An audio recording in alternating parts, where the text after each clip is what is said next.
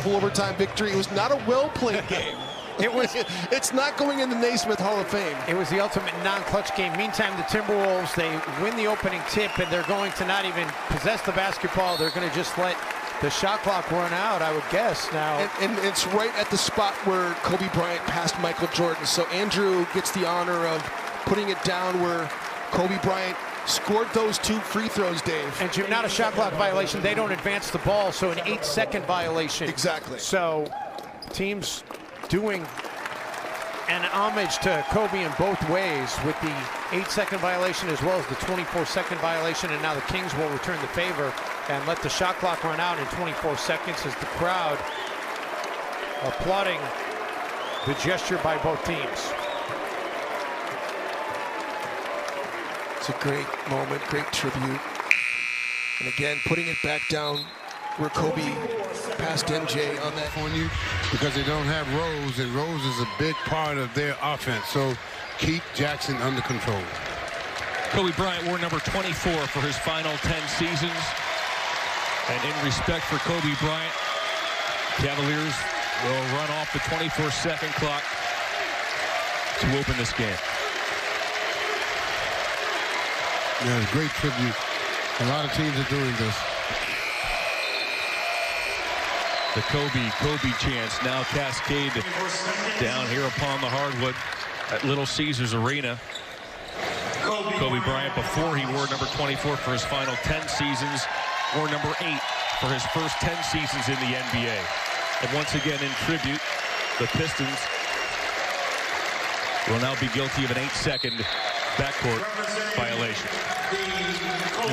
It's fitting to start each game like that. For a lot of people here tonight, including Larry Nance Jr., he was Kobe Bryant's teammate when he first broke into the league with the Lakers, and shortly after the 24-second violation and the 8-second violations, Larry was coming off the floor and rubbing his eyes, went back to the Cavaliers locker room to get composed and made his way back out on the floor where his teammates are encouraging there over at the end of the bench.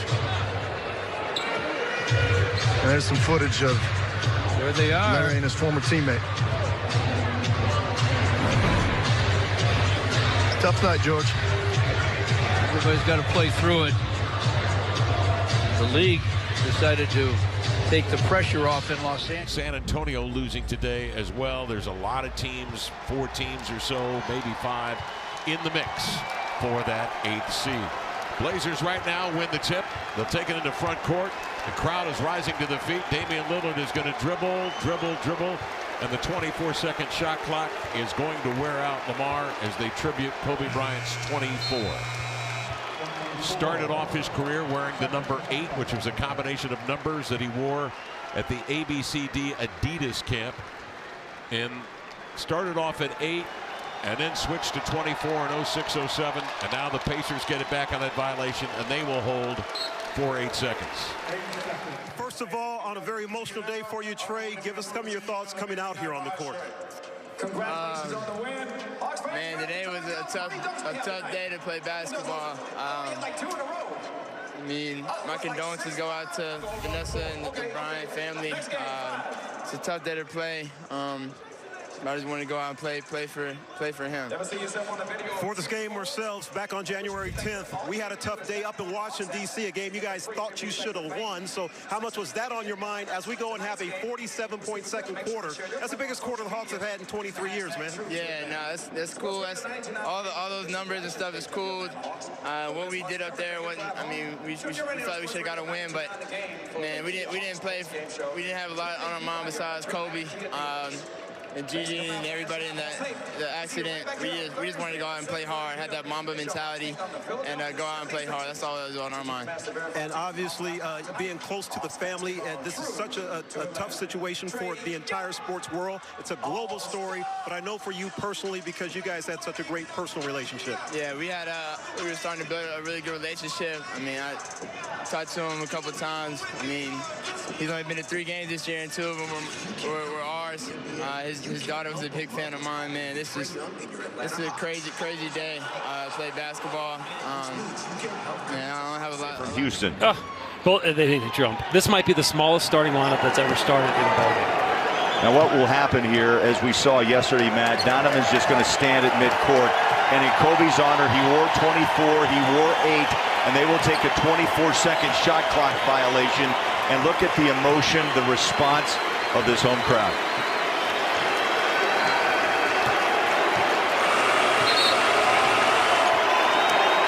That one's for Kobe Bryant. Both those numbers retired at Staples Center, and the chant of Kobe you can hear around the building. One team with a 24-second violation. The other team will counter with the 8-second call. Still say Bullard, Utah, classiest fans.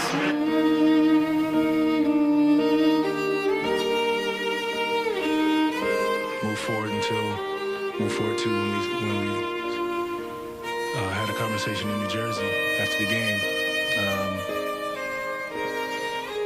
Kind of revert back to that conversation, and I was like, "How is it?" He's like, he was the happiest he's been, and you know, getting the opportunity to see his kids, his girls grow up,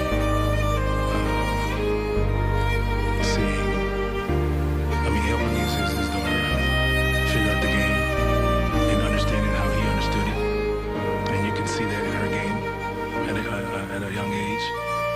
And the next question. Carl Lane throws up the jump ball. Porzingis wins the tip for the Mavericks. And in tribute, as many teams did yesterday, to Kobe Bryant, Dallas will take a 24-second violation. And it's an 8-second backcourt violation. Also, of course, a tribute to Kobe as well. Rather than a 24-second shot clock violation, it was an 8-second backcourt violation. And now the Thunder will be the team that takes the 24-second shot clock violation. In New York.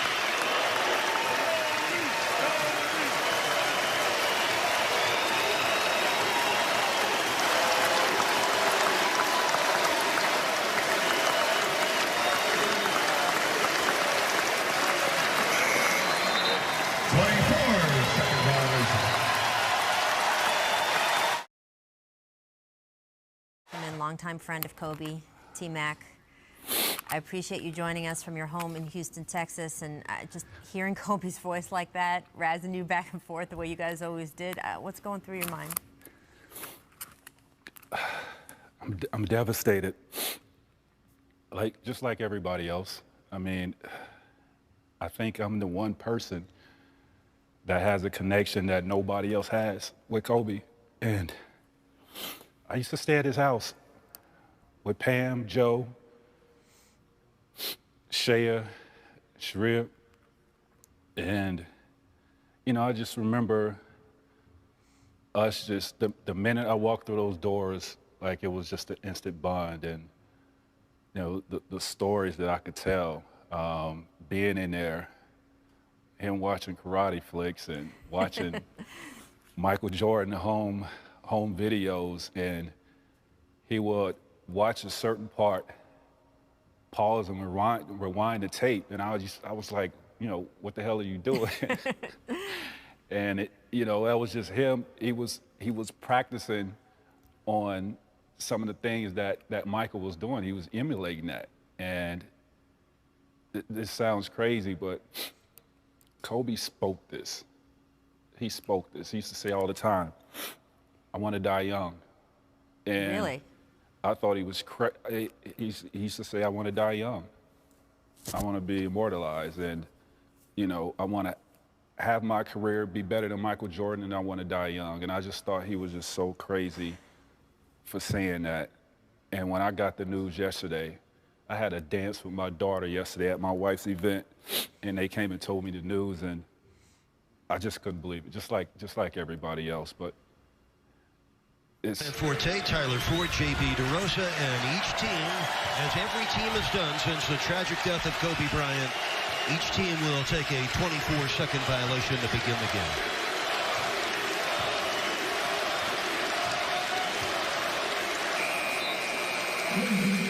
Kobe, of course, wore number 24 and number 8. Some teams have also taken 8-second violations in the backcourt, and the Magic may do that right here.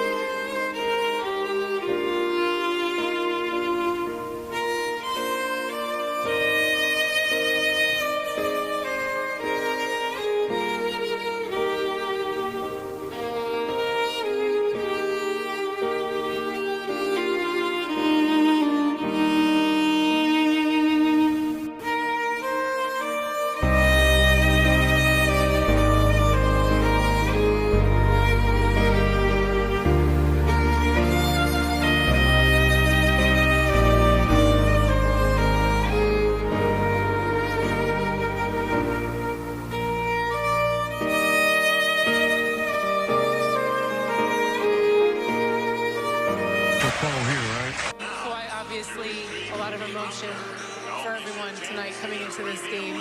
How are you guys able to stay focused? Oh, man, you know, just wanting to win the game, want to finish out the road trip great. You know, just knowing them personally, I know he wanted me to come out here and try to ball and, you know, still just be great. So, you know, that's what I tried to do tonight. Can you describe the mood amongst your teammates? I mean, everybody's sad, you know what I mean? You know, words can explain his impact he had on this floor. You know, the emotional impact he had on everybody, you know what I mean? You know, we're a team from LA, so we know LA's history with him. And, you know, I mean, it's just sad. It seemed like both teams tonight, both the Clippers and the Magic, came out a little out of sorts, probably because of the news today. What was the key in getting you guys to recover and to win this game and end the road trip on a positive? I mean, you know, before the game, we ran out the clock 24 seconds, you know, for Kobe, and then they got to have court violation 8 seconds to do a tribute towards him. So, you know, just things like that would just, you know, keep the game out of whack. And, I mean, like I said, just, you know, you end up getting your adrenaline running and you just got to play basketball. It's our job. But, you know, it's sad. He's going to be missed. I think it was hard for all of us to do our jobs today, though. Thank you, Kawhi. Yeah.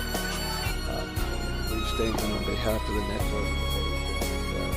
We'd like to express our sincerest condolences.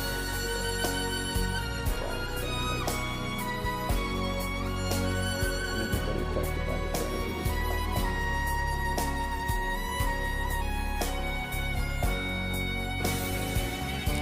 The organization was devastated. The players were devastated.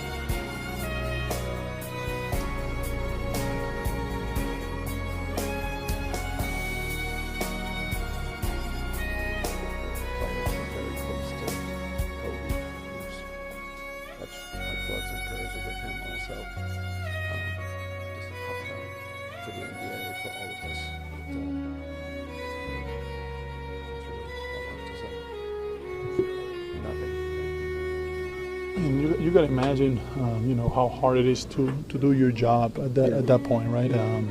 Because you're not thinking about work, you don't think about profession, you don't think about points or anything like that. You think about life and what's really important, the bare necessities for you as a human being, and how fragile and how all that can be gone in a split second. So, you know, I thought that everyone did a tremendous job of stepping up and trying to put, you know, everything together. But at the same time, it was you know, you think about, you know, his family and his friends and the situation that they're going through. So you just want to go home and kind of kiss your kids and your wife, and, you know, the rest is just irrelevant right now. We are all in shock. We should, you know, cherish how lucky we are sometimes, and we get so deep in our jobs, in our profession, about, you know, contracts, points, minutes, all-stars, whatever, that you kind of forget what's really important in life, and how can all be gone in just, you know, an accident. And so, you know, to me, it's all, I just want to get home and kiss my kids.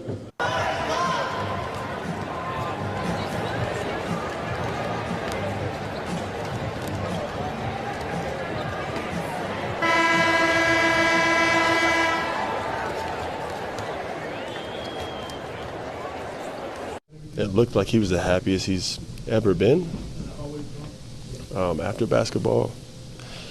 Him and Gigi's relationship was, I mean, everybody saw it. That's all he posted about. And this was tough. I don't know how we played today.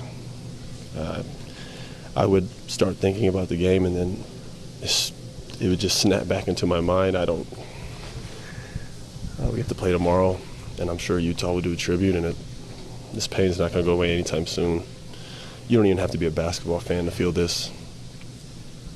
You know, one of the most competitive athletes, iconic athletes. And I, honestly, to be completely honest, more so as a father, what he's meant to that family. I'm going to pray for Vanessa and the kids. And may he rest in peace, man. This was tough. Tyson Chandler played with Kobe. right? He played. Did he get a couple of different stints with the Lakers? He's been like that. I don't have a lot to say. You know. Lots of blowers, and obviously the whole league has been reeling. How would you describe kind of? I haven't. Listen.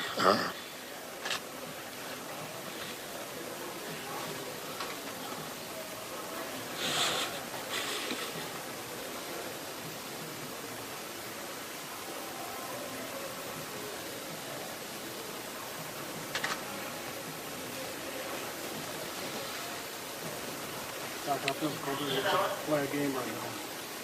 You know, I don't know.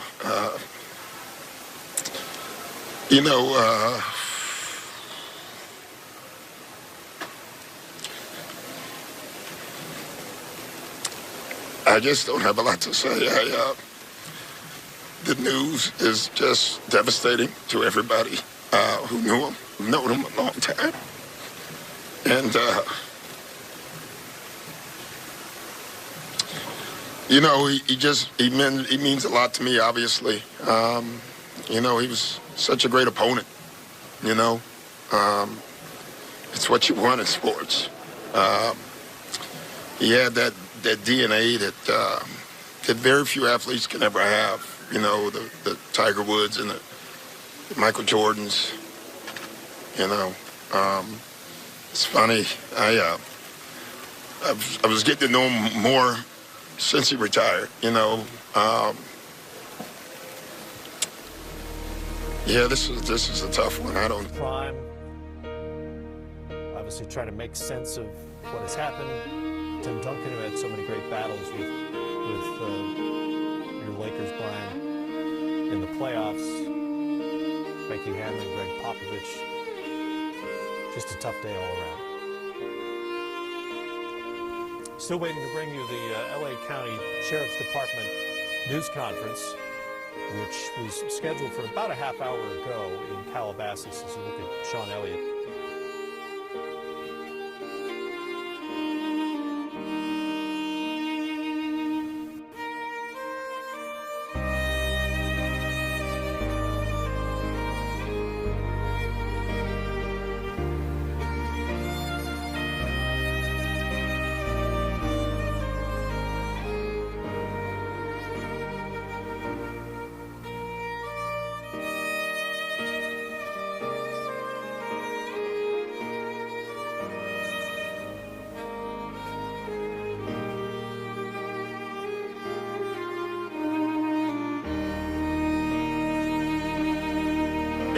Tragedy of losing Kobe and Gianna Bryant. He was very much a fan of yours. He's talked about it before. What did it mean to you growing up? He meant a lot to me growing up. I respected the hell out of him. I mean, you just hate to see it happen like that. To him and his daughter. I send my prayers, my condolences. I couldn't focus at first when I first heard her news. There was stuff getting out there at first, but I just send my prayers to the family. I'm sorry it happened. You certainly were able to focus.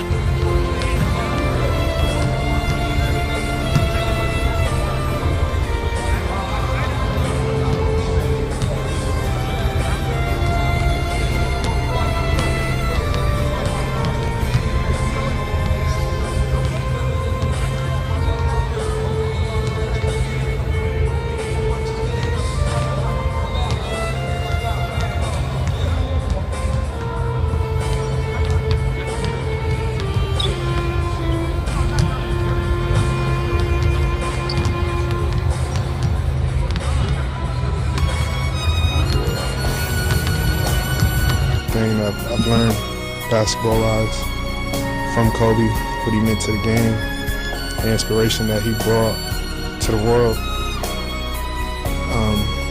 Not just that, starter. I'm a father. Can't imagine something like that, happening. It's a sad, very sad day.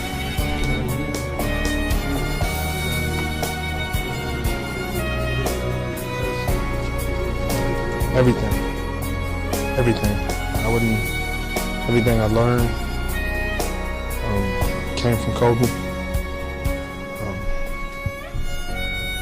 everything. Take Kobe away, I wouldn't be here. I wouldn't have love. I wouldn't have the passion, the drive. Every